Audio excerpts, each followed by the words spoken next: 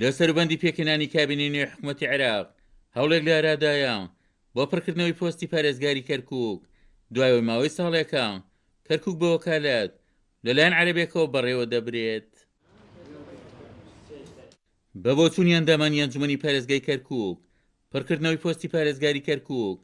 سەرەتایەکی باش دەبێت بۆ ئاسایکردنەوەی ڕەوشی کەرکووک. ئەمە زەرری بەتەنها لایەنی کوردی زۆر زۆرتیا هەرچەندێ هەندێک زیانیشی بۆ لایەنی عەرەبی تورکمانی هەیە بەتابەتی لایەنی ئەمن و ئاسایش لایەنی خزمەتگوزاریەکان لایەنی سەرفکردنی بوو جە و میزانیە ئەوانە کۆمەڵێک کشتن کە لە کەرکووکە پێویستی بۆ هەیە پارێزگایەک بێ بەڵام بەداخەوە و لایەنانی کە نایەنێ پارێزگا دامدرێ هەموو هەندێک لە لایەنە عەرەبی تورکمانەکان کە ئێستا سوود لەم هەلەوەرەگرن بۆ تێپەڕاندنی هەندێک مەرامی حیزبی و هەتایی پێکاتەکانی ژنیە بەڵکو ملایەتی شخصی یان حیزبیە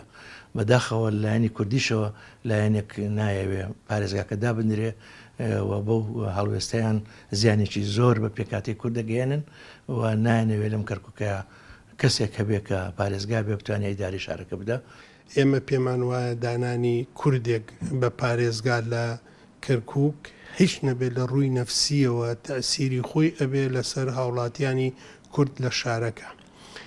لەلایەن ئەوەشەوە کارێک دەکرێت کارەکە بە ئیتیجاهی بڕواوەکو ئێستا نەبێت چکم ئێستا ئەم ئیدارەیە بەڕاستی تەنها کارەکە بە فەردی کارەکە بێگەڕانەوە بۆ هیچ لایەنێک بێگەڕانەوە بۆ هیچ کتلێک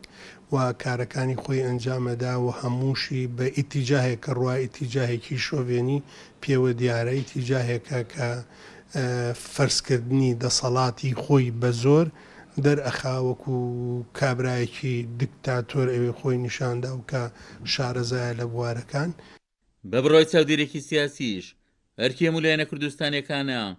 پشتیوانی لاوڵی پڕکردنەوەی پۆستی پارێزگاری کەرکووک بکەن. پێمان وایە ئەگەریش بکرێت سەرۆک وەزیرانی ئێستا زیاتر بیر لە هەموو لایەنەکانە کاتەوە پیاوێکی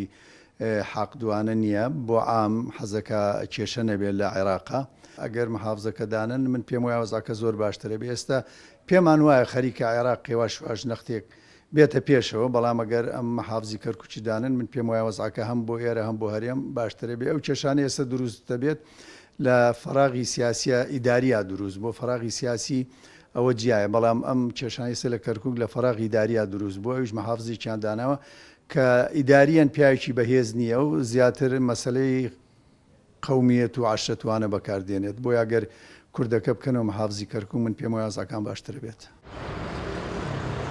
بە بۆچوونی چاودێرانی سیاسی هەندێک لایەنی سیاسی لە عێراق و کوردستانیش نانەوێت کورد مافی خۆی لە بەڕێوەبردنی کەرکووک بەدەست بێنێتەوە وەک چاودێرانی سیاسی ئاماژەی پێدەکەن ئەو لایەنانەی کۆسب بۆ دانانی پارێزگاری کەرکووک دروست دەکەن ڕاستە بۆ بەرژەوەندی حیزبی خۆیانە بەڵام 2000 کارەکەیان لە دژی بەرژەوەندی کورد و کەرکووک دەکەوێتەوە. عومەر غەریب، کورسات نیوز، کەرکووک.